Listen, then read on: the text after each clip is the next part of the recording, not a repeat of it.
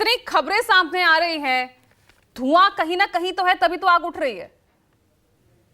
पूजा जी, मुझे लगता है इस तरह की खबरें आज से नहीं, 2014 से एक अजीब सा माहौल, राजनीतिक माहौल हमारे देश में चल रहा है कि अगर सरकार भाजपा की हो तो रिपोर्ट कार्ड विपक्ष को देना पड़ता है, समस्या बीजेपी में हो तब भी जवाब जो है विपक्ष को देना पड़ता है, हलचल बीजेपी में हो तब भी जवाब विपक्ष को देना पड़ता है। आप देख रहे हैं, लगातार पूरा देश देख रहा है कि लगातार जो तलब किया जा रहा है पटना से और हर जगहों से, एनडीए के घटक दल और बीजेपी के नेताओं को दिल्ली तलब किया जा रहा है, तो हलचल उनके अंदर है, शोर शराबा वहां मच रहा है, वो मीटिंग कर रहे हैं, तो वो जाने की किस लिए वो मीटिंग कर रहे हैं। जहां तक मैं अपनी पार्टी के हवाले से यहाँ पर, क्योंकि सूत्रों का हवाला दिया जाता है, तो मैं अपने पार्टी के हवाले से बोल रही हूँ। और अभी मनोज झा जी ने भी बोला है कि हमारी तरफ से महागठबंधन में और ना ही महागठबंधन में कुछ इस तरीके की समस्या है, और ये सरकार 2025 तक, जब तक नेक्स्ट नहीं, उन्होंने तो ये भी बोला कि जो संशय क्रिएट हो रहा है उस संशय को भी साफ करें मुख्यमंत्री, शाम तक कुछ इस पर साफ करें इस तस्वीर, ये भी बोला है पूजा जी, मैंने ये कहा था कि संशय मीडिया में लगातार जो क्रिएट होते जा रहा है। और जब रोहिणी आचार्य जो कल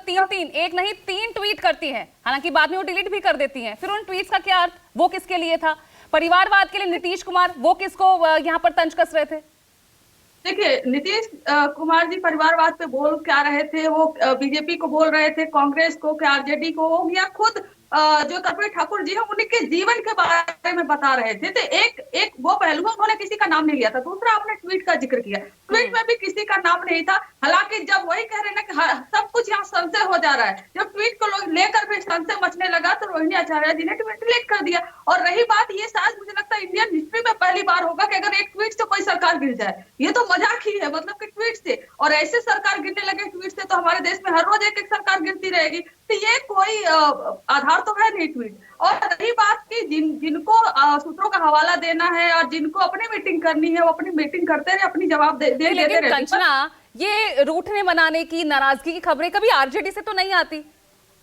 9 अगस्त 2022 से, जब से आपका महागठबंधन बना है, नीतीश कुमार ही रूठ रहे हैं, वो ही, उन्हीं को मनाने के लिए आप अपने शिक्षा मंत्री को भी सस्पेंड करते हैं, अपने कार्यकर्ता, अपने नेताओं पर आप कार्रवाई करते नजर आते हैं। विपक्षी महागठबंधन में कुछ हो तो नीतीश नाराज हो जाते हैं, तो एक प्रेशर पॉलिटिक्स सामने आ जाती है। क्यों उनकी तरफ से ये सब किया जाता है फिर?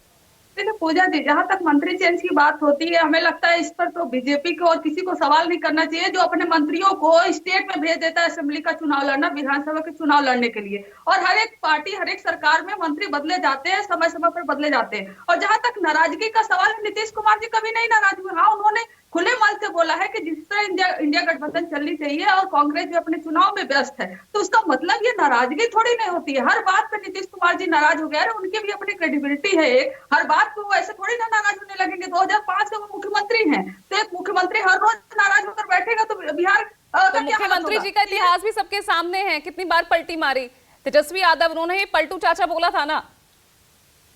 तो अच्छा ठीक है, अभी बीजेपी के प्रवक्ता जी बहुत कह रहे थे, इन्होंने बोला कभी हमारी खिड़की बंद है, कभी दरवाजे बंद है, कभी कहते हैं कि अरे वो तो जंगल राज फिर से ला दिए, है ना। जब इनके ये आने लगता है कि हो सके नीतीश कुमार जी हमारे पास आ जाए, इनको भी नहीं मालूम है, तो ये अलग तरीके से बातें करने लगते हैं।